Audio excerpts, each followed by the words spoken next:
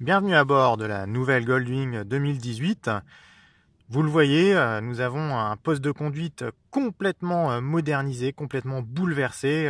Mais pour être honnête, Honda n'avait pas le choix. Il lui fallait impérativement justement revoir sa copie dans ce domaine, tant son vaisseau amiral avait pris vraiment du retard dans ce niveau. Il lui manquait cette sophistication propre justement aux motos premium contemporaines. C'est désormais chose faite avec, pour commencer, vous pouvez le voir au centre, une véritable tablette de 7 pouces de diagonale. Donc là, on est vraiment sur un écran donc très visible sur lequel figurent beaucoup d'informations et sur lesquelles aussi vont défiler toutes les informations, notamment de GPS. On va aussi accéder au système audio qui fait un bond en avant lui aussi pour 2018 en termes de qualité, mais aussi en termes de connectivité, puisque désormais on peut se raccorder à la sono via Bluetooth ou un cordon USB, mais aussi on peut aussi se connecter via le système Apple ByCar qui permet donc de transposer véritablement le contenu de son téléphone portable directement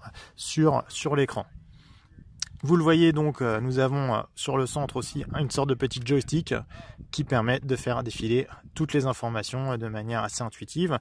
On peut faire de même grâce au commodo gauche sur lequel donc on a une petite croix qui permet de la même façon donc de défiler dans les menus, de valider et notamment donc d'accéder là, vous le voyez, au GPS ou encore d'intervenir dans les sous-menus sur la dureté des suspensions électroniques, un dispositif inédit que Honda met en place sur son vaisseau amiral, donc qui va agir en temps réel sur les lois hydrauliques en fonction du mode de conduite qui est sélectionné au départ. Donc ce mode de conduite, on le sélectionne via ces petites touches sur la droite, les touches mode, qui vont permettre en fait de choisir entre le mode rain, donc pluie, econ, donc comme économique,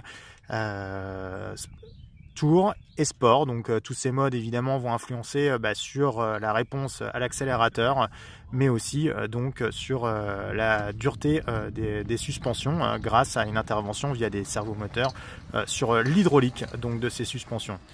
On peut régler aussi la précharge de ces suspensions par le biais donc d'une autre fonctionnalité. Donc vous le voyez, c'est quelque chose de très élaboré, c'est ce qu'il fallait de toute façon au vaisseau amiral Honda.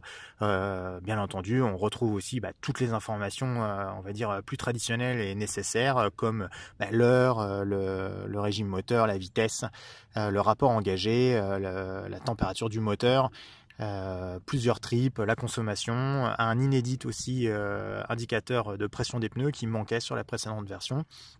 Et nous avons aussi un indicateur donc d'ouverture des valises. On en retrouve un régulateur de vitesse très pratique qui fonctionne maintenant de manière électronique puisque le moteur désormais répond via justement des commandes électroniques et non plus par des câbles. Et nous inaugurons aussi, enfin, j'ai envie de dire, sur cette Goldwing 2018, un pare-brise électrique. Donc, on le manie depuis cette petite touche là sur la gauche, qui va permettre de faire monter et descendre ce fameux pare-brise électrique appelé de longue date par les wingers.